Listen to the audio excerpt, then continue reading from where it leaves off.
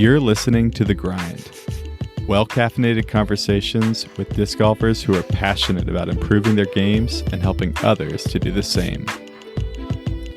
Welcome to episode 23 of The Grind, a disc golf podcast. I'm Josiah, and with me, my good buddy David. We're going to talk some disc golf. How's it going, guys?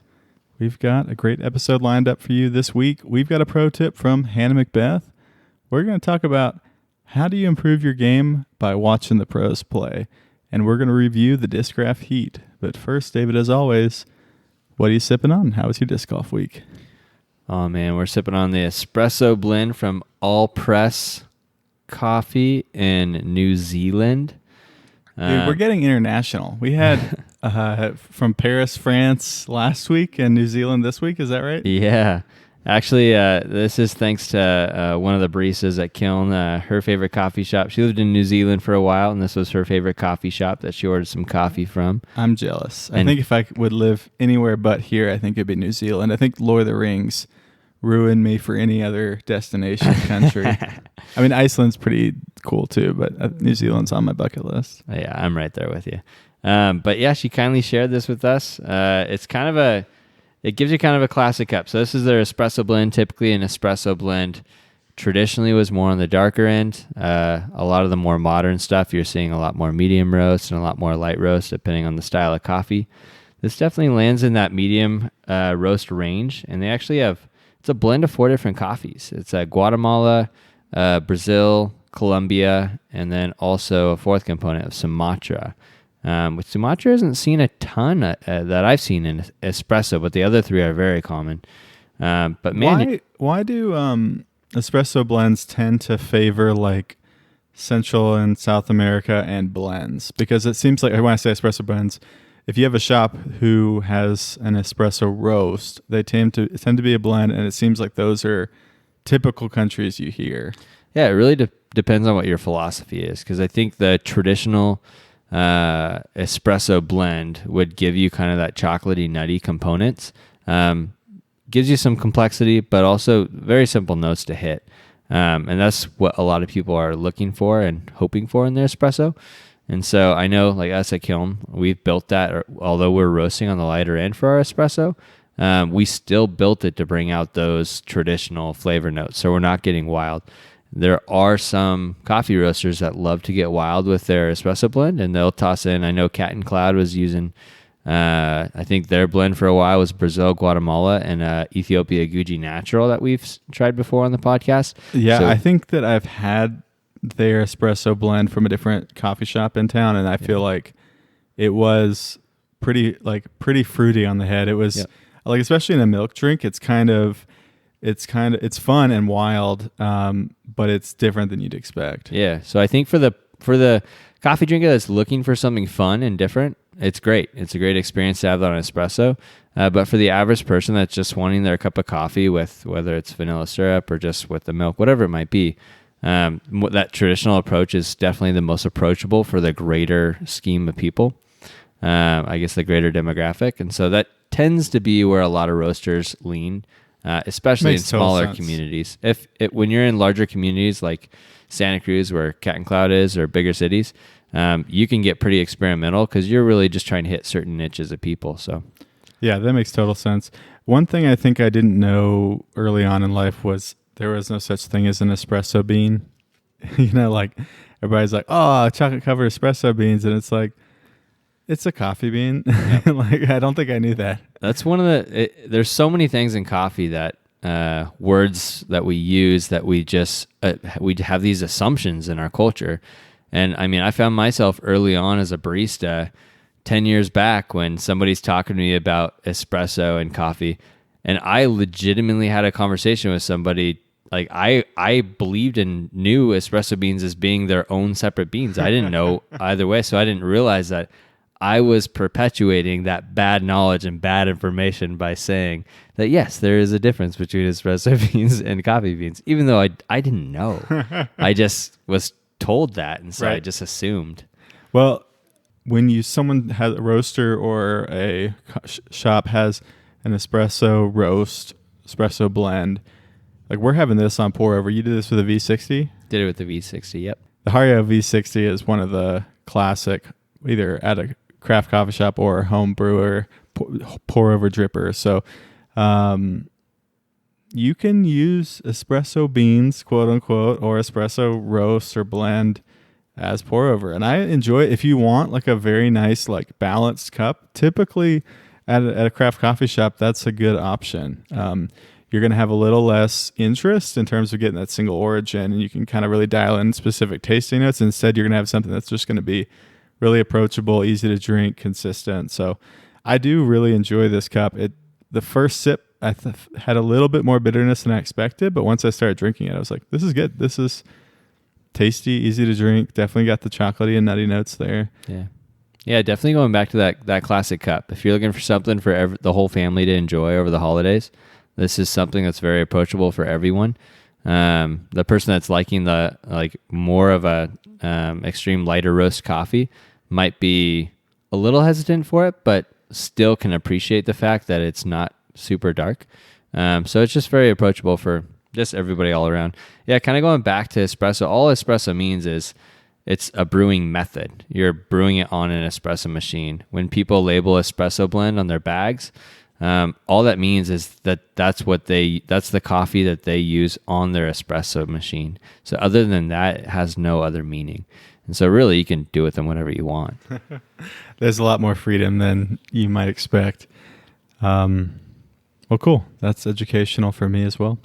And a good cup of coffee, and just a miracle of the modern world. You know, you have this coffee, 4 farms probably, from 4 different countries, all shipped and roasted in New Zealand, and then we're enjoying it in Colorado today. That's pretty wild to think about. It's wild. That coffee has traveled as far as I probably have in my entire life.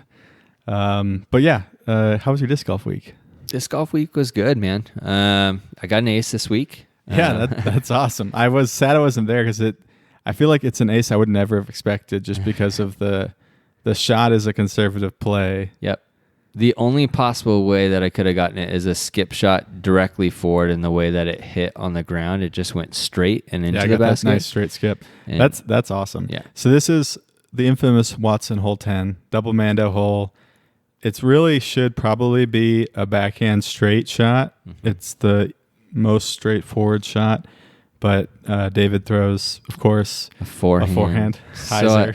So I don't miss the Mandos. And usually that gives you like a 25-foot putt on the right-hand side, right? Usually, yeah, between 25 to 35 foot on the right side, yeah. Yeah, but you got nice straight skip, had some witnesses. Yep. Got 4 witnesses, got it signed, so we're good to go. Yeah, so that's a Sexton Firebird, right? Sexton Firebird, yep.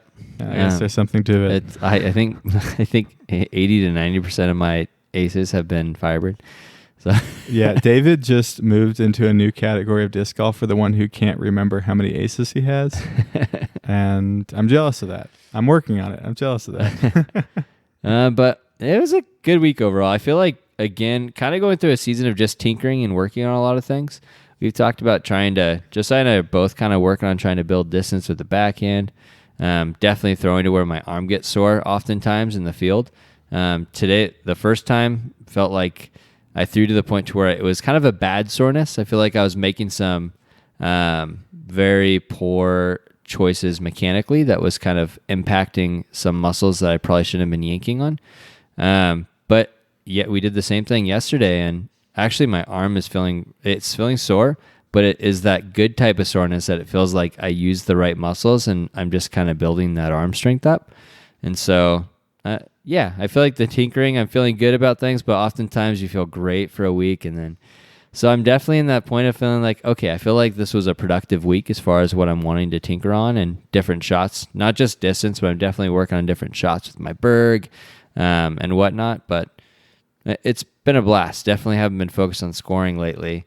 It's interesting as we've gone throughout the podcast, going from all I cared about was scoring. All I cared about was getting the best score on a course.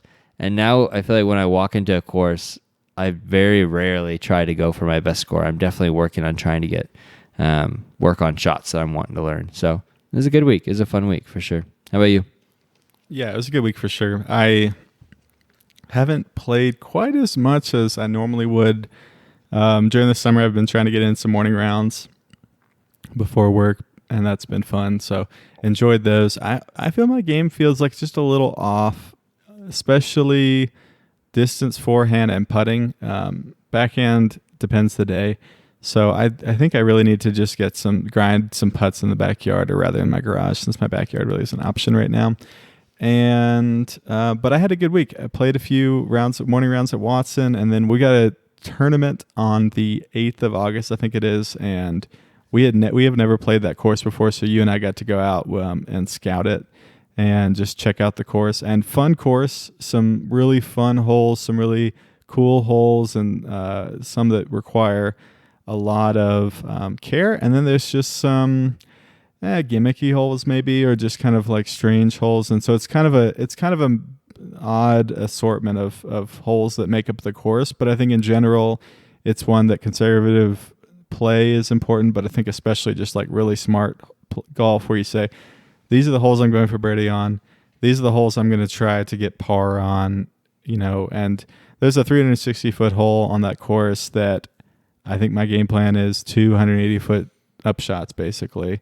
One to a landing zone and one towards the basket to try to avoid OB on every single side of the green, and there's just an arrow strip. So I think it's going to be a really fun course to play in a tournament, but I don't know I'd like it as my home course because there's so much OB and there's so much potential to lose discs there. Yeah, for sure. If it was a home course, there's definitely a few holes there that I think you and I would probably skip. There's at least one that we would skip every time. Yeah, because I don't want to lose my Firebird. Yeah, unless I ended up with just like a ridiculous number of like loaner discs or something. I don't know. Yeah. But yeah, it was a fun week. I also got an ace last night, actually. David and I and his wife Megan were playing the little 9-hole course by his house, Saltwash, and I aced the last hole on the second round that we played it. So little resistor, forehand, perfect skip and smash the chains. We heard it but didn't see it, and then Megan was on the other side of the sidewalk, and so she was like, "Did you guys just ace?" And I was like, "I think so, but I'm not sure." She's like, "Well, it's in the basket." I was like, "Oh, that's sweet." So my first non-Berg ace. Yeah, it's a pretty sick ace. I mean, that's that hole. The only way to really get the ace is on the skip shot. There's no way to get the disc far enough right while still getting to the basket. It's a fun hole. It's very technical. That course in general is got a few easy like short holes and a few long kind of open holes, but it's got like 4 or 5 really technical holes that I think make it a little jewel. It's like just a little it forces you to work on things that a lot of other courses around here don't. A lot of elevation change, a lot of really specific landing points. So but yeah, fun week overall, good week. I think my putt feels pretty off, and so I'm just gonna this week probably just focus on putting as much as I can, and then start to try to get all the facets of my game at least an average level, because I'd say like my putting and forehand distance drives are all below average, and my hyzer game is a little bit below average, so I'd like to get everything at least on average, which means I think just grinding on in-field work for like hyzer distance and backhand forehand distance and backhand hyzers and putting, and then just once those are there, try to actually play some rounds utilizing all those skills and see where I'm at, because I think you develop all these different skills, and then as you're working on one, another one falls apart or falls away a little bit, and then you focus on that one and something else, and so it's hard to keep all those moving parts competent and confident, but I want to kind of get there so that when it comes to tournament, because there's a lot of forehand hyzers and there's a lot of shots that I feel like there's a lot of uphill or elevated baskets putting, and so I feel like there's a lot of things that you really want to have your game together. So I'm looking forward to it, and overall good week. That's awesome, man. You want to get into a pro tip? Let's do it. We got a pro tip from the one and only Hannah McBeth. Hi everyone, Hannah McBeth here, and okay, you said what's one thing that you wish you had known when you were first building your game? Approach shots, they matter, practice them. Yeah, short and sweet, but I appreciated it. What do you think? Oh, absolutely. I think we found, especially with when you're playing a little bit longer courses, I mean, Palisade's a perfect example, and I think there's going to be some of those components with playing at Olathe. But when you're playing some of those longer courses, if you're getting your upshots around the basket, especially on those par fours or whatever it might be, then you're having to work a lot less. I think we've talked about this before. It makes your putting game more simple, and the more that you are cashing those shorter putts, when you do step up to those longer putts, your confidence level is much higher. So the longer putts feel shorter because the game has been simplified for you. You're not having to work every single hole to get your putt to the basket.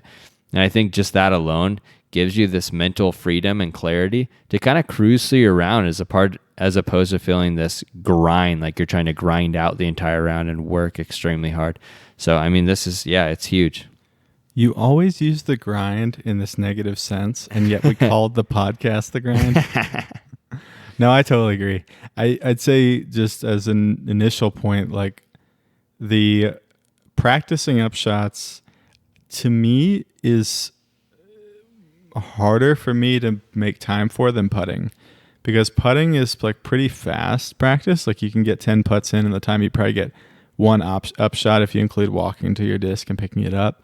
And so I do think sometimes upshot is both like doesn't feel very efficient with practice, and it isn't terribly fun, especially if you're just like throwing to a tree or throwing to some point or but I think that what I've found is that powering down is sometimes a problem for people.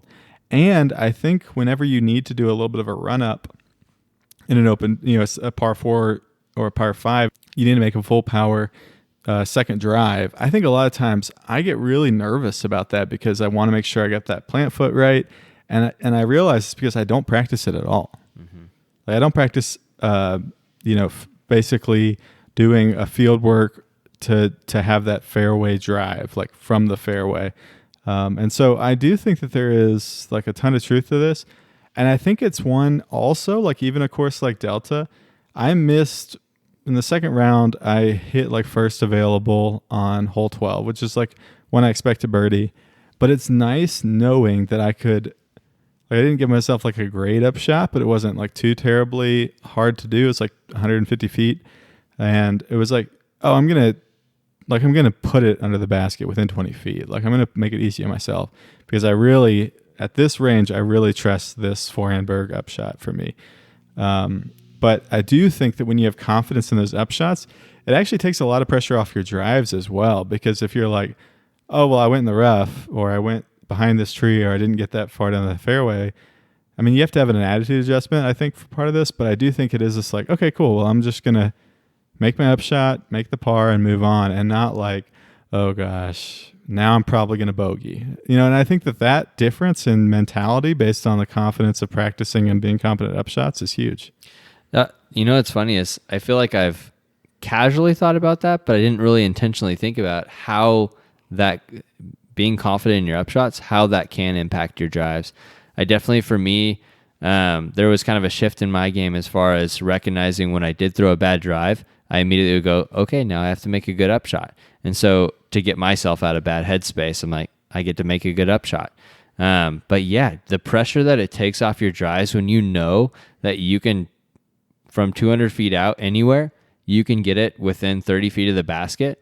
When you know you can do that, because you practice it over and over and over again, it takes a lot of stress off of your drives. And taking the stress off your drives and your putting, that's huge. I mean, that's the whole game plan right there. You're going from so it's kind of that like little missing piece or whatnot that you feel like that kind of pieces everything together in a round. So yeah.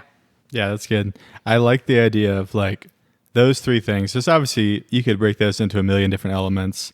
But if you think about putting, drives, and upshots, if those all are just doing at least decent, then you don't put pressure any particular aspect of your game. Whether it's, hey, my putter feels bad, so I really need to get it within 15 feet. That puts a lot of pressure on your drive. Or whether it's, hey, my upshot game is a mess, so if I don't hit this first gap, I'm definitely going to bogey. I think it's huge. And I think reality is practicing, and we can talk about some of the practical ways to do it, is a challenge both to make the time, because it's much more fun to bang a long putt or to make a long drive than it is to practice upshots. But I think one way that I would suggest is play putter courses, play short courses, and do some standstills there as part of your routine, even if you like to move for any drive. Because I do think sometimes you won't have the opportunity to make a walk up or a step forward. But that's one way I think has really helped me, is playing Saltwash as well as Westlake locally. It's like, oh, they're almost all under 200 feet, or Saltwash is like most of them are under 250 feet. Great. Now I get to practice like a bunch of upshots, whether they're wide open or whether they're technical. I feel like is helpful. Yeah, for sure. What other ways do you think would make sense to practice upshots? Oh man. I mean, for me, like I just said, in amidst your longer rounds, if you don't have a putter course, knowing that, just developing that mental shift from going from I have to make a good drive to being upset if you make a bad drive to being frustrated that you have to make an upshot. But kind of changing that mental space for me was that was honestly one of the biggest turning points for my game. I think that's when my consistency with my drives became a lot better, was when I changed that mental space. Looking back on that, I would not have recognized that, but that was around the time of when I just started. I would kind of be like, okay, I made a bad drive. Now I got to make a good upshot. And so just seeing the positives of getting the opportunity to learn another shot, I think just that mental shift, because really in life is just changing the perspective on how we perceive something, because we like to look at things negatively or positively. And whether we like it or not, we're creating those based off these perceived notions that we have. And I think oftentimes we don't realize that we can change our perspective and make it a positive thing in our life. And that for me in disc golf was a major positive perspective shift for me as far as improving my game and just my mental space overall, playing with my friends and impacting my round in a positive way. So I think just your perception on seeing upshots as fun, an opportunity for you to grow your game. I think just that mental approach is huge with how you perceive upshots.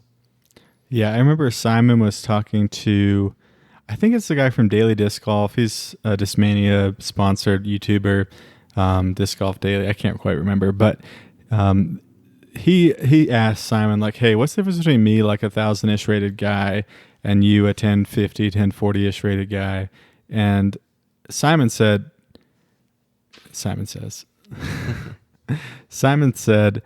think the biggest thing is just that the top pros don't let a bad shot ruin their round, a bad drive ruin their round. They will get up and down from pretty much anywhere the majority of the time if they don't go OB. So when they're playing in the woods, they're gonna have a solution to almost in every shot, and they're gonna feel confident in it.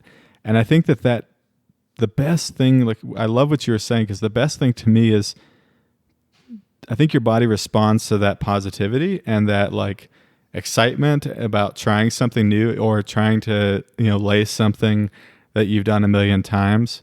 And I do think for me, when I've given up a little bit on score as my primary goal in a practice round or a casual round, I do think it opens up this like, oh, I think I need to throw a high overhand shot that rolls at the end, or I need to throw this like little low skipper shot, or I'm playing the percentages and I could go through this little gap straight and I feel confident doing that, but if I miss it, it's for sure a bogey, or I could take the wide gap and leave myself a 35-footer. I feel like when you can like add that element to the game, and for a course you play a lot, it's an area, sometimes you end up somewhere you've never been before. And so to me, you should look at it as like a novel experience that you get to do. And if your card mates allow and it's not a tournament round, take a few, try a few and see what works best for you. Yeah. The other one I would suggest so two more I'd give as ways to practice your upshots. I'd say find out what your max jump putt distance is to get to the basket, to get to the pole. Doesn't have to even reach the chains, just to get to the pole. And then back up a few feet from that, maybe 20 feet from that, and just practice upshots forehand and backhand to your bag or to a basket, and then take a few feet back until you have to make a big step or have to do a run up, and then you could probably do a run up after that. But when I've done that, even just wide open, I feel like it's really showed me that there's certain areas that my game is weak in. Like I'll get to a certain point and I'll be kind of between discs or between like a standstill and a step, or a step and a full run up, or whatever that is. And so I think it is good to just experience all those different ranges. And so you have some sense of when you need to make a transition, whether it's disc or power or footwork or whatever else it is, but also you have an idea of what you need to practice. And so like, I know that at that like 100-foot mark, I'm typically have to be careful not to go long on the berg. Because my jump putt range, like 75 feet is where I feel confident, like getting the disc to the pole. And then 100 feet is where I'm like, I don't want to go long with the berg, or whatever the upshot is. And then I think I feel pretty good from like 120 to like 180. And then at 200, you start to get that point. You're like, sometimes feel like you got to overpower the disc to get to the hole. And so for me, those are the places that I probably should practice the most, is that like 100 to 110, and then that like 180 to 200 spot, because they're just kind of like in betweens. And you can try all different lines as well. It is interesting that you talk about the in-betweens like that, because there's definitely maybe like this 20 to 30 feet pockets throughout into the upshot game, from your putting to your longer upshots to then your longer upshots, that I feel like there are these gaps. And like one of the, like, when I think outside of, you can get your jump putt a little bit further than I can. I think typically outside of 65 feet, I'm kind of backing off the little step putt. And I from that 65 to 100-foot range, I mean, I call it the old girthy run is what I say, because Garrett Girthy always uses that hyzer kind of with his putter to try to land it by the basket. And that's what I found to be super predictable. And so it's nice to build concepts, like you were saying, from a certain amount of feet as you walk out of what you're doing with your game, what you're going to go to. Obviously, if it's windy, I'm probably not going to do that girthy run. Yeah, for sure. I'm going to have to go to something else. But having concepts that you can go to at different stages. Yeah. And I think one of the biggest benefits of doing those exercises to me was actually realizing that my jump putt was just a more consistent shot. I actually prefer to throw at the basket like 60 and out, but I realized that my jump putt was just so much more consistent in terms of getting me an easy putt. And so making that change, now I feel like I'm much more consistent from that like 55 to 75 or 80 foot range, even 90 foot range, where before I was kind of like a lot of times going 30 long because I just didn't have quite enough touch on the upshot or whatever that is. And then the last way I'd say, and this is, I think every pro would tell you to play putter rounds, but putter rounds really do allow you to play par fours on shorter holes. So you have maybe, let's say your max drive is a 300 feet with your driver, and you're playing a 300-foot hole. Well, if you play a putter round and you can get 200 feet with your putter, then you get to practice 100-foot upshot, assuming you're kind of accurate and got to that 100-foot point.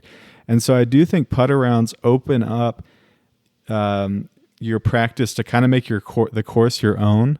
Paul McBeth talked to Christine Jennings one time. I was listening to one of their YouTube videos, or watching one of their YouTube videos, and he was talking about how even if you don't have a course that builds every skill and you feel like your home course actually is lacking in certain elements, you can make it your own, and you can pick your own lines and make up your own mandos in order to teach yourself or work on other skills. And I think putter rounds do that.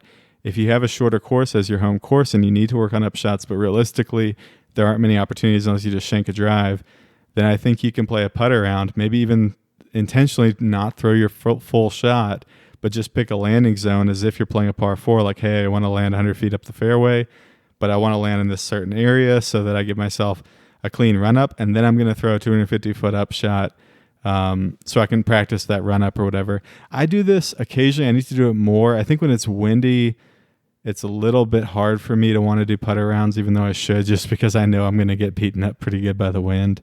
And I think that with testing discs and stuff, I feel like a lot of times I don't make the time, but I think whenever I do putter rounds, my game gets so much stronger. So maybe this week in the mornings, what I should do is putters only backhand, and then the only thing I can throw for long range shots would be forehands, and maybe I can improve my forehand and my backhand at the same time there.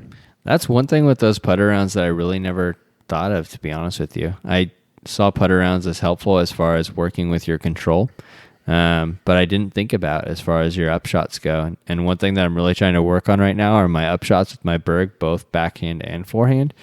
And that's obviously going to give me more opportunities to do that. And so, as much as I would, again, hate to continue to take away from my scoring, because it makes me feel so good when you get a good score, that's huge. I think working on more putter rounds would definitely be beneficial to our games.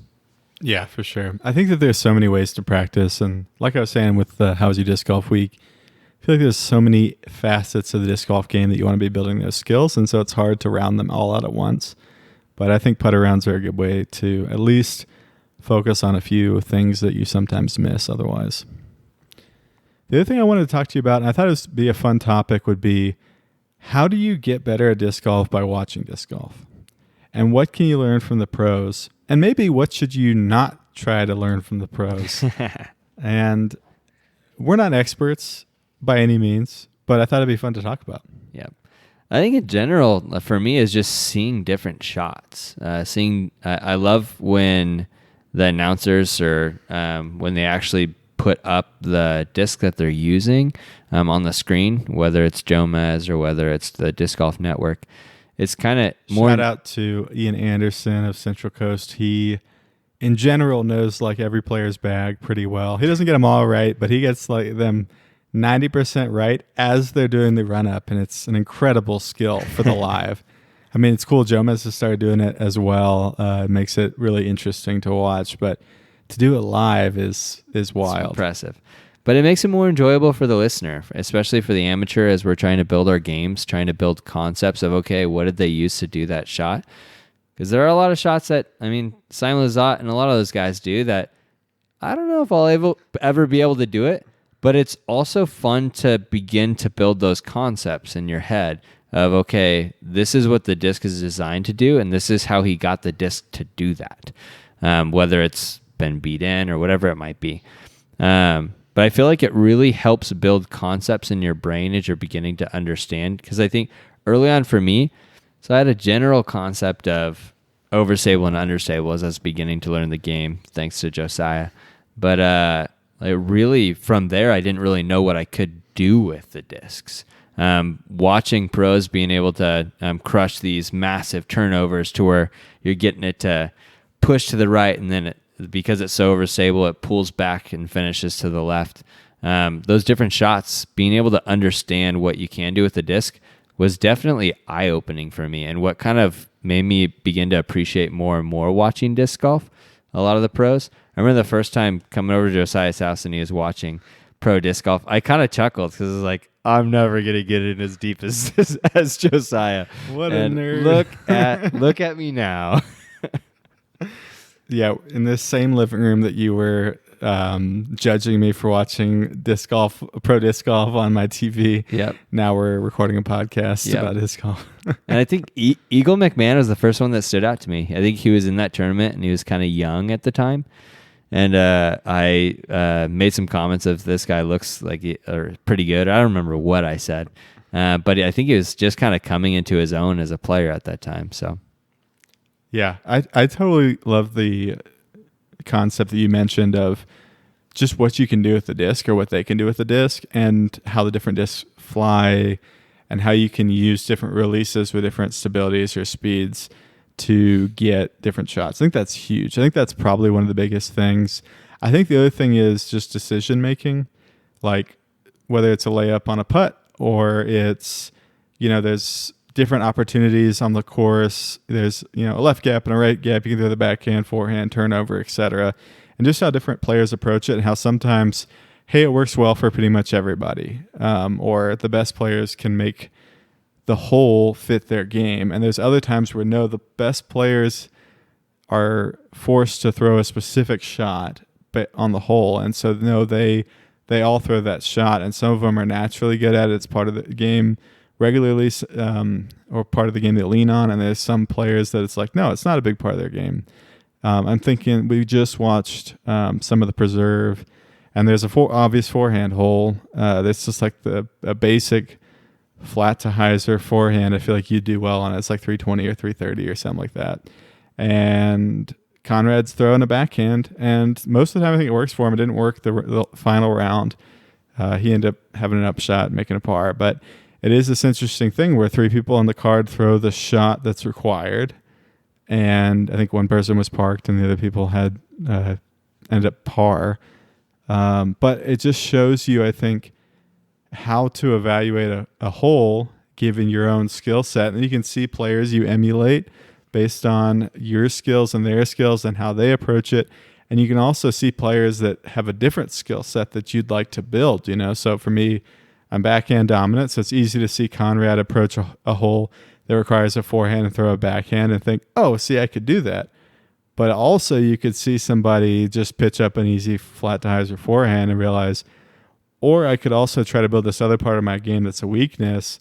You know, it's just, I feel like it's fun to kind of see the pros evaluate, analyze a hole, and then match the hole to their game and percentages and that sort of thing. Yeah, absolutely. I think another variable with watching the pros is seeing them make mistakes and how they approach their mistakes. Because I think one of the major things that separates, I think you were talking about Lizotte, one of the major things that separates the great pros or pros in general from amateurs is, as an amateur, we typically on a regular basis, it's easy to get frustrated and allow the bad mistakes to impact our rounds, and it just continues to drag on the rest of the round.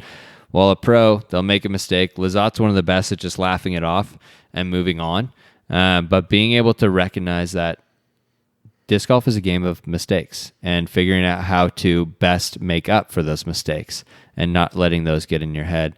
But seeing how the pros approach those mistakes has been huge for me in my game. And I think it's impacted me more than I realize. And it's obviously something I'm still working on, something that we can always still work on.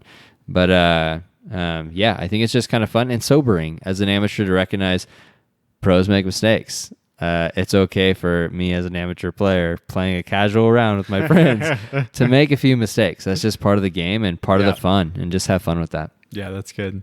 I feel like it's so often that we just get in our own heads about our own game. And like you're saying, like you're going to throw a tantrum. I know you don't normally do it now, but somebody may have in the past, may do it in the future, throw a tantrum over like a mistake in a casual round or a tournament, and you're like, I'm playing a B tier in an amateur field, and I'm more upset about this than the person who's made it their career and livelihood. Maybe there's something wrong with that. Yeah. I think that the one thing I'd say that I'd say that there's like a balance in emulating is disc selection. Mm-hmm. I think that typically you're better off, rather than picking the disc that a pro would use for the shot, picking a disc that's a few ticks less stable a lot of times, depending on the length of the hole, etc., or a few ticks slower. In general, is going to be, I think, a more approachable way to play the hole. But there are certain holes where a throw is going to pull a putter. A pro is going to throw a putter, and you really need to throw a driver. And so, I think there is a certain degree to which, you know, understanding that the pros have more power, and so their disc selections can be different. And also, they play more disc golf than you, so their discs are going to typically be more worked in. And so a fresh champ T-Bird compared to the T-Bird that somebody's throwing who's had in their bag for 2 years and has been playing a tournament every weekend plus practice rounds, those are going to be very different discs. So when I just got back into disc golf, I both hadn't thrown a lot recently, and then I moved up 4,500 feet in elevation, and I was just like, you know what? I had lost a lot of drivers. I'm just going to get a fresh champ T-Bird and a fresh champ Thunderbird and use those as my primary drivers, because that's what the pros use. And the pros like to throw them on hyzer flips. I like hyzer flip game. And so both discs I tried to smash. This is when I was throwing like 250, because I was just getting back into disc golf. And not that 250 is short for everybody, but for me, I had thrown 350 before, but then you don't play but like once every 6 months or once every 3 months, and distance falls apart. And I tried to hyzer flip these like fresh champ T-Bird, fresh champ Thunderbird, and they would fly like 110 feet, and they would just spike, like just drop out of the sky and spike hyzer into the ground. And I just realized this is not for me. These aren't even utility discs for me. These have no utility right now because my game cannot accept this fresh champ T-Bird, fresh champ Thunderbird sort of thing. And so I think there is this level of sing with the pros throw, and sometimes it makes sense to emulate that. Maybe you should bag 3 or 4 destroyers. Maybe you should bag that overstable Firebird. David certainly does, and it does well for him. Then there's other times you got to say, you know what, a pro would probably throw an overstable disc on this shot, but I just don't have the power for that, and I'm going to have a more consistent shot throwing something neutral or even understable and flipping it up. So I do think there is, I'd say you can emulate what the pros throw, but I'd say you're probably better off typically going slower and less stable in general in terms of building your bag. Yeah, for sure. I absolutely agree. And that's one thing that I feel like I really didn't have any general concept as I was beginning to build my bag early on, because I think we were just kind of grabbing whatever discs we can to have discs and to try to learn different whatever was things. In the U-spin that had like a high speed number. Yep. And I remember seeing like, oh, I think I have that disc in my bag. I think so being able to throw a bunch of different discs and seeing what the pros are throwing and how it might adjust to your game as you're continuing to build your game, whether it is with the forehand or whether it is with the backhand. I totally agree. And I think like watching Megan throw that servo and relay after relying on like T-Bird 3 and Wraith. Yes. And just seeing how much more distance she's getting and consistency. Yeah, she's torquing over them occasionally, and she was doing it more, but she's starting to get like full flights out of discs where they pop up and move a little right and fade.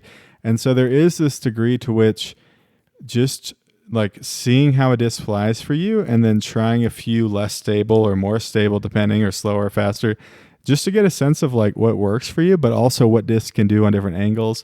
And, you know, tying that back into the pros game, I think watching a lot of different pros play, you'll sometimes see, oh, this pro is actually throwing a less stable disc on a hyzer to get it to glide out. And so I feel like that is one thing. You got to be cautious about it, but I think you want to kind of emulate, but also experiment with what works for you and realize that the pro level discs are typically going to be more fast and more overstable than you need, faster and more overstable than you need, but they may still make sense in your bag for some shots, and that they're also often going to have a lot of wear to them, and so they're going to fly a little differently than a fresh one out of the box. For sure. Well, I feel like we covered that pretty well. Anything else on watching the pros play? No, I mean, in general, I just encourage.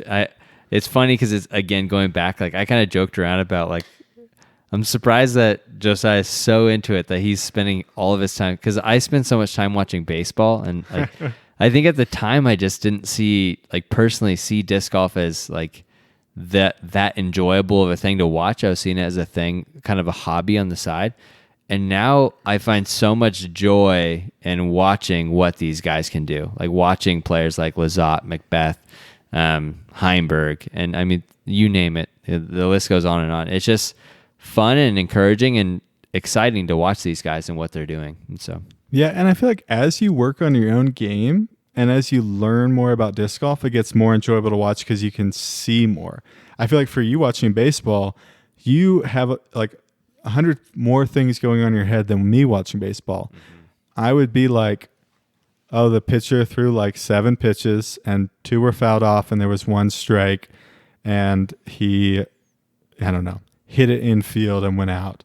Yeah. And you're thinking, oh, it's interesting that they had that pitch selection, or hey, it's interesting that are they gonna switch a pitcher now, or whatever those things are. I'm making stuff up because I'm not, the guy for it, but there is this, when you can get the different layers, I feel like it makes it much more interesting. And I think, sorry, go ahead. I was going to say, you're spot on as far as I didn't realize. That's why I think I enjoy watching disc golf so much more now. It's because I enjoy those different variables in disc golf, because I have I have a lot more of an understanding of the game now than I did when we first started playing. I think because of that, you find a lot more joy in watching the game and what these guys are doing. Yeah, for sure. And we're still probably only the tip of the iceberg there. But I do think in general, live disc golf is great because you can put it on in the background and then just like when you want to pay attention, pay attention. But I love post-produce for a lot of things you said where you really do get to focus on that, what that player, how those four players are approaching the course approach and the shots. You get a lot of times more info on the disc selection and that sort of thing. So it's great we have so many options to listen. Yeah, for sure.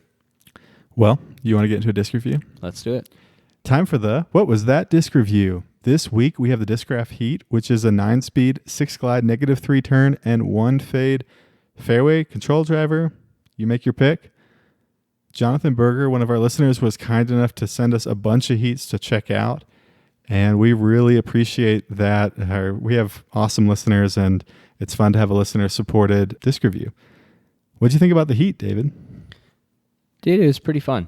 I didn't realize it was a 6 glide, and I feel affirmed because I felt like it had a lot of glide to it. So that definitely lines up. For some reason, I thought it was a 5 glide on the speed, but I feel like it almost made me, it was just affirming for me in the sense I feel like am I beginning to have some solid understanding of what discs do, and am I throwing better? Is the disc doing what it was designed to do when I throw it occasionally? I liked it overall. It's a fun disc. Probably my favorite throw with it, Josiah he handed me one of them and said, hey, try a hyzer flip with this one that was more beat in. Yeah, so this is on a 350-foot hole that has trees lining the right-hand side, and the basket's on that right-hand side. So you can't throw straight at it, really. You need to either throw some kind of turnover or forehand if you're right-handed. Yeah, and I got it. I'm not the best at hyzer flips because I'm still really just learning the hyzer flip. And I got it to hyzer flip up for me and cruise straight to the basket and parked underneath the basket. I was like, hey, David, try throwing a late turning hyzer flip on this hole. And he put it under the basket, like exactly that, like flip up, turn, and then just like basically finish straight under the basket. It was annoyingly good. So Josiah actually volunteered to caddy for me now at the next tournament. Hey, David, I think you should ace this one. Okay. But it's a fun disc. I mean, you can really get it to start turning. Definitely that understability. It's an understable disc. Put it on an anhyzer and it can keep turning for you with a little bit of a fade at the end, which is nice. Yeah, it kind of reminded me a bit of my iBag Essence. It reminded me a bit of the Essence with a little less glide. And I think a little more turn. I actually don't even remember what the Heat has less glide and more turn than the Essence, you think? The Heat has more glide. More glide, okay, yeah. I would say than the Essence, yeah. And probably a little bit more turn. Okay. But yeah, I liked it. And I think, to be honest with you, it's probably one of the discs. I haven't been very consistent with getting discs to hyzer flip. And it's a disc that I could see myself messing with trying with the hyzer flip. So yeah, I could totally see it in that Essence range.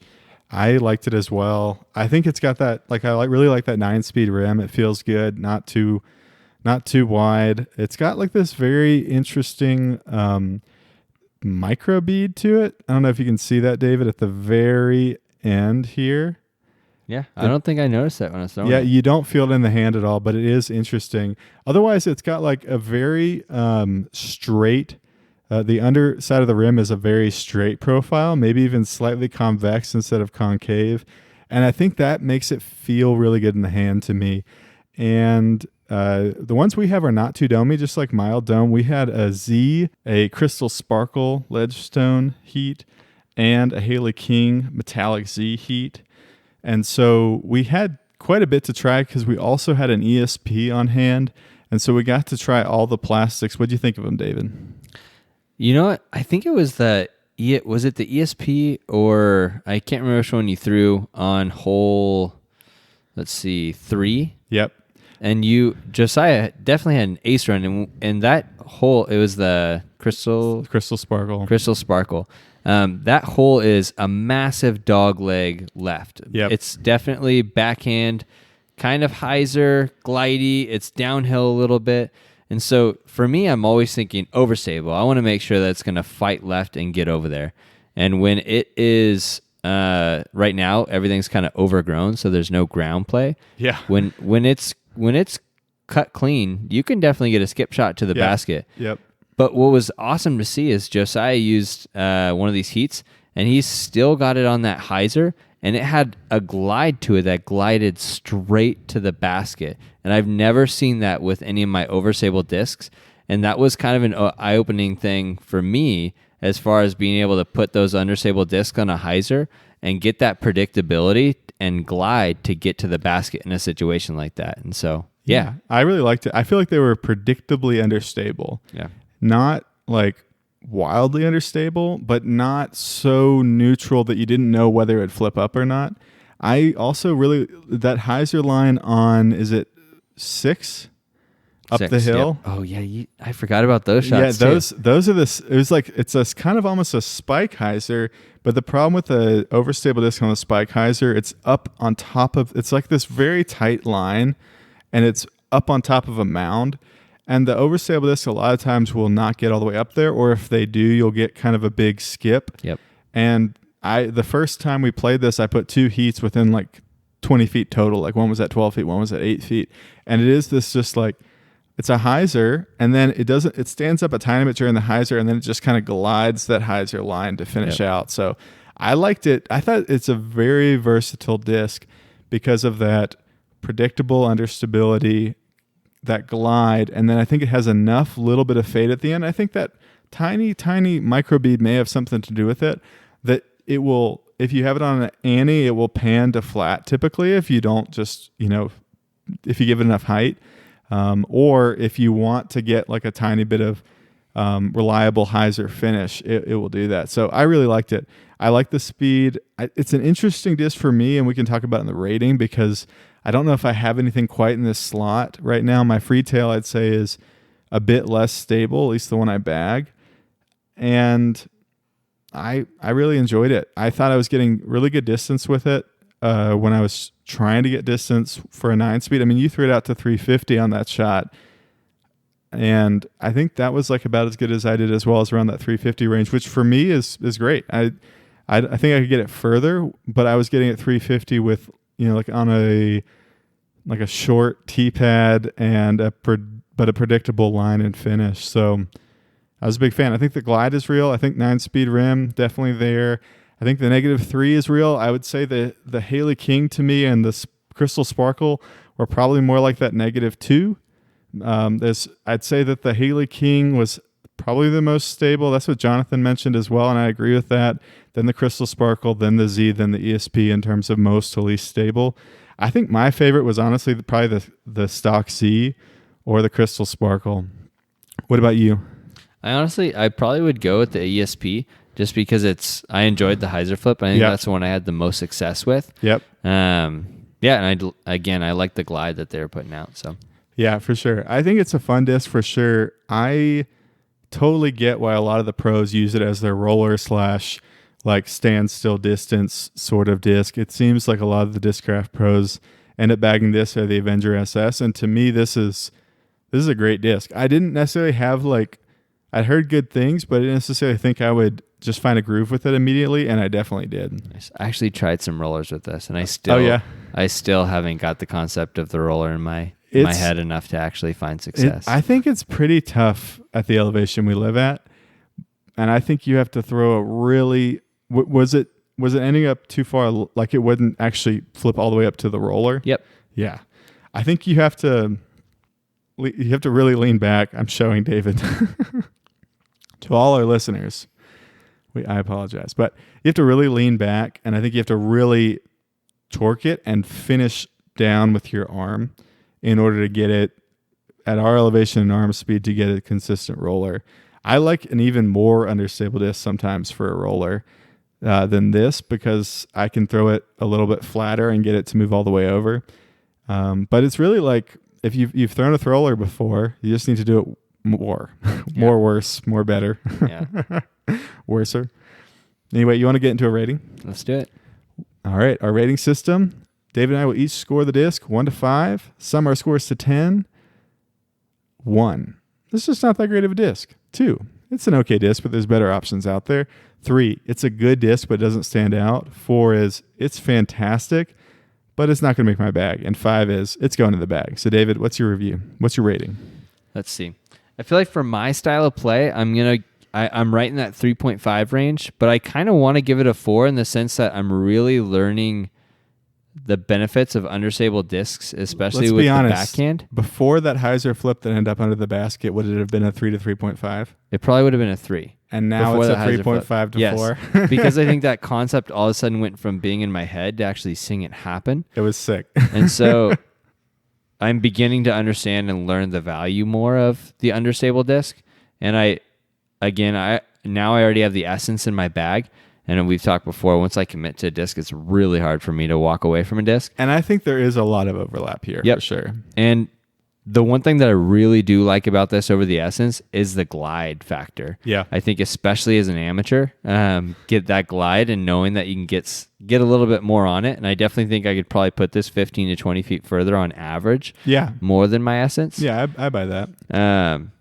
And so it makes me want to consider it, but I definitely I'm still in that learning stage with my essence, and so I can't really just jump ship there. Yeah, no, to me it doesn't make sense to move discs before you really even had enough time to explore the disc. Yeah.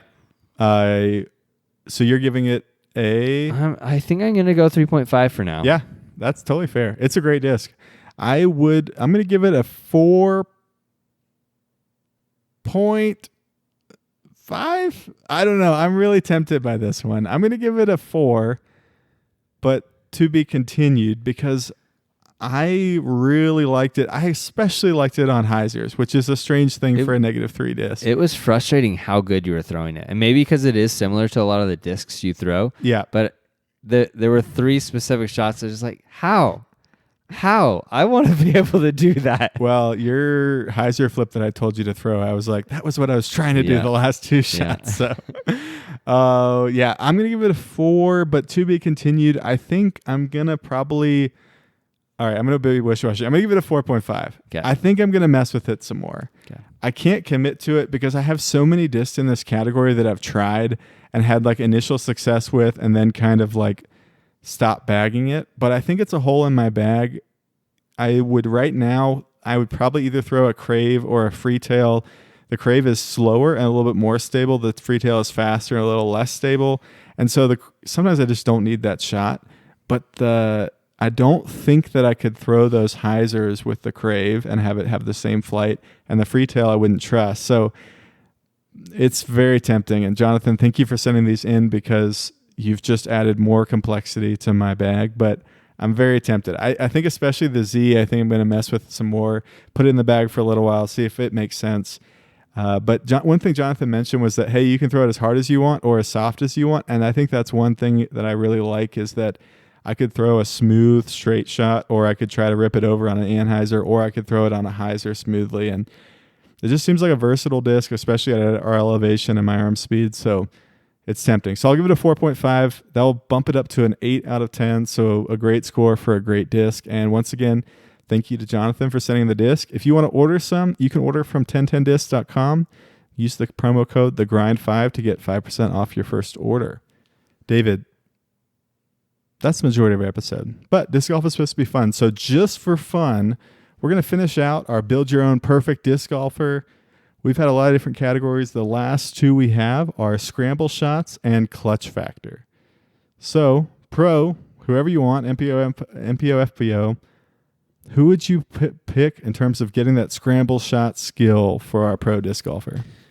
I feel like scramble shots is one of those really tough ones to... man. I think I might go with Nico LaCastro. Oh, I like that. I feel like he's somebody that I've seen make some like pretty great scramble shots. To be honest with you, scramble shots in general aren't ones that have stood out to me in tournaments, and so I can't really pinpoint certain pros.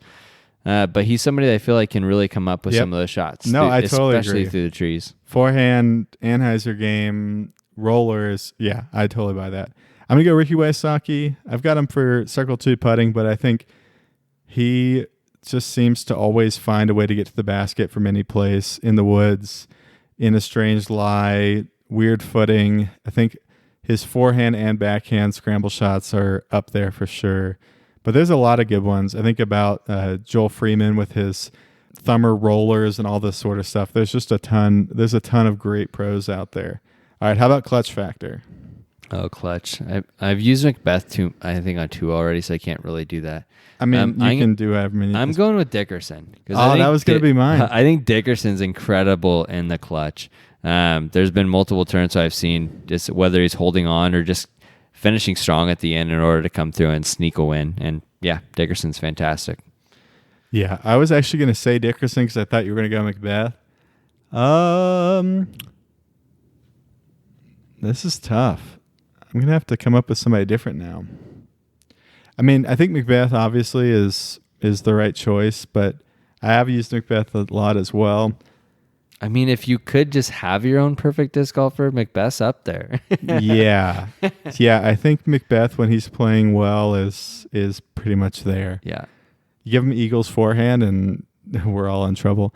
I guess I'm just going to go McBeth. I can't help it. I've used McBeth like 3 times, but you took Dickerson from me, so I'll take McBeth. You know, it's all just a dream and made up, but you can't go wrong with either of these. And that's our episode this week. Thank you guys for listening. Make sure that you follow us on Instagram. We'll be giving away some heats at thegrind.dg on Instagram. And until next time, whether it's coffee or disc golf, don't forget to enjoy the grind.